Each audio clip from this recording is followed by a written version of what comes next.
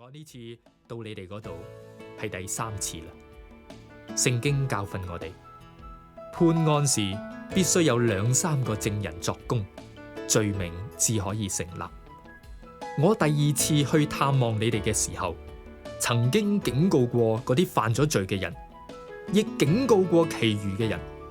而家我再講一次，無論邊個犯罪，我再嚟嘅時候必定一個都唔放過。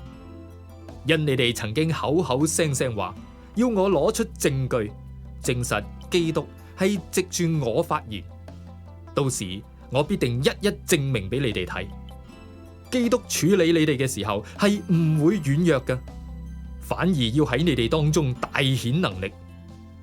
冇錯，基督被釘喺十字架嘅時候係軟弱無能嘅，但佢卻因上帝嘅大能永遠活着。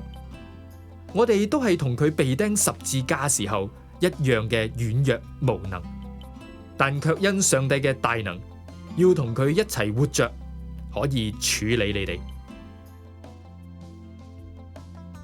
請你哋自己檢討一下，睇下自己係唔係真有信心，係唔係真係基督徒。你哋亦都要試驗一下自己，除非你哋經唔起考驗，否則就應該知道基督住喺你哋裏面。我盼望你哋會發覺我哋係經得起考驗嘅。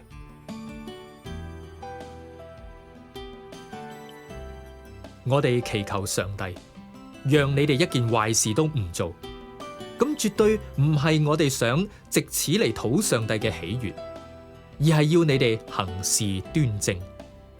咁樣我哋就算俾人指責或者批評為經唔起考驗嘅，咁亦都唔會介意啦。因為無論我哋做乜嘢，都唔可以違反真理，只將真理發揚光大。因此，只要你哋剛強有力，我哋就係軟弱無能嘅，都係歡喜嘅。我哋為你哋祈禱，盼望你哋成為成熟嘅信徒。我寫呢封信嘅目的係預先警告你哋，要早有準備，免至我嚟到你哋當中嘅時候，運用基督俾我嘅權力，嚴厲咁對待你哋。基督賜呢個權力俾我，係要我去造就人，而唔係去毀壞人。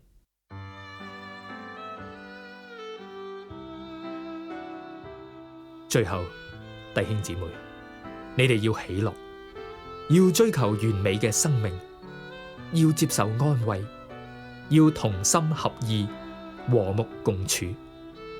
咁樣，賜仁愛同和平嘅上帝一定常與你哋同在。你哋又要聖潔咁彼此親吻問候。